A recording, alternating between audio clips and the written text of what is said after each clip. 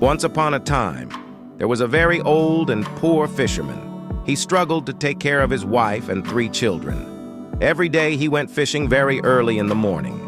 He had a rule to only throw his nets into the sea 4 times each day. One morning, he went to the seashore while the moon was still up. He took off his clothes and threw his nets into the water. When he started pulling them back, he felt something heavy. He thought he had caught a big fish and felt happy. But when he looked, he saw it wasn't a fish at all. It was just the body of a dead donkey. He felt really disappointed. Feeling frustrated with his unlucky catch, the fisherman fixed his nets, which were torn by the donkey's body. He threw them into the water again. When he pulled them back, he thought they were heavy with fish, but all he found was a big basket full of garbage. He was very upset. "Oh, fate!" he shouted. "Don't play games with me, a poor fisherman who struggles to feed his family." After throwing away the garbage and cleaning his nets, he cast them into the water once more. But this time, he only pulled up stones, shells, and mud. He felt almost hopeless. Still, he tried for the 4th time. It was hard work pulling in the nets. When he thought he caught a fish, he found something else instead, a yellow pot. It felt heavy, like it was full of something, and it was sealed with lead, stamped with a seal. He felt really happy. "I'll sell this to the metal worker," he said. "With the money I get, I can buy a measure of wheat." He looked at the jar from all sides and shook it to see if there was anything inside that made noise. But he heard nothing. Judging from the seal and the lid, he thought there must be something valuable inside. To check, he used his knife to open it. He turned the jar over, but nothing fell out, which surprised him a lot. He put it in front of him and examined it closely. Suddenly, thick smoke started pouring out, making him step back. The smoke rose high into the sky, covering the sea and the shore in a dense fog. The fisherman was very surprised. When all the smoke cleared, it formed into a thick mass, revealing a huge genie, much larger than any giant. When the fisherman saw this frightening creature, he wanted to run away, but he was so scared that he couldn't move at all. "Powerful Genie King," said the creature, "I promise to always obey you from now on." Hearing this, the fisherman felt braver. "What are you talking about, mighty Genie? Please tell me your story and how you ended up trapped in that jar." Upon hearing this, the genie stared at the fisherman with arrogance. "Speak to me respectfully," he commanded, "or I'll end your life." "Why would you want to kill me?" exclaimed the fisherman. "I just released you. Have you forgotten that already?" "No," replied the genie, "but that won't stop me from killing you. However, I will grant you one favor. You can choose how you want to die." "But what harm have I caused you?" inquired the fisherman. "I have no choice but to treat you this way," replied the genie. "And if you want to understand why, listen to my story.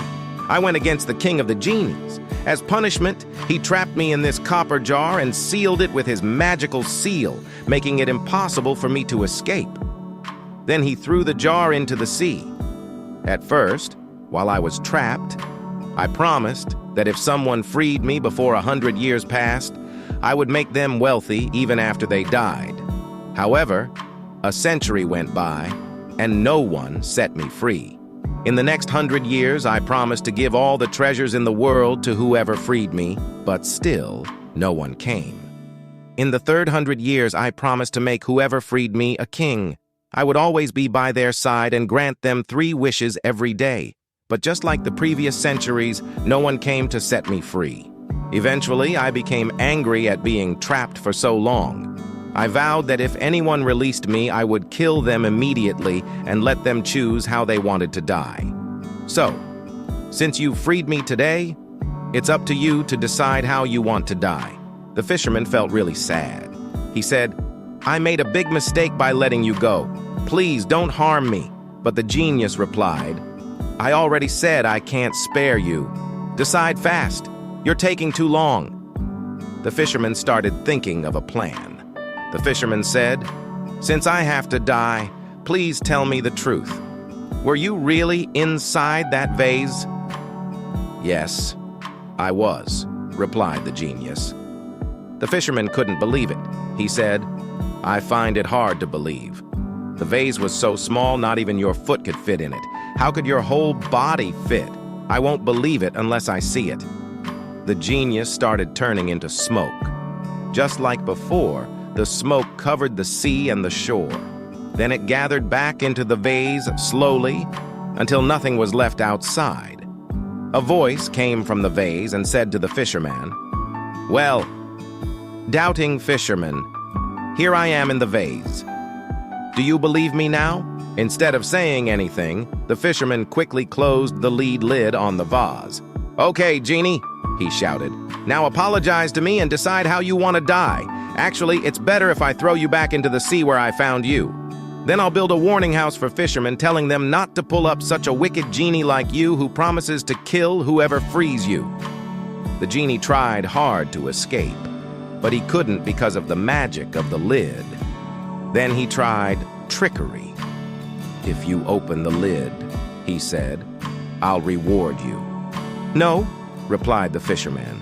"I'm scared if I trust you, you'll treat me like a certain Greek king treated the physician Douban. Let me tell you the story." Join us as we embark on an exhilarating journey into the heart of intrigue and deception. Brace yourself for a roller coaster of emotions as we unravel the enigma of the Greek king and the physician Douban. Subscribe to our channel today and unlock the gateway to a world filled with captivating stories, mesmerizing adventures, and unforgettable characters. From daring voyages across the desert sands to encounters with powerful genies and cunning thieves, subscribe today and let the adventure begin.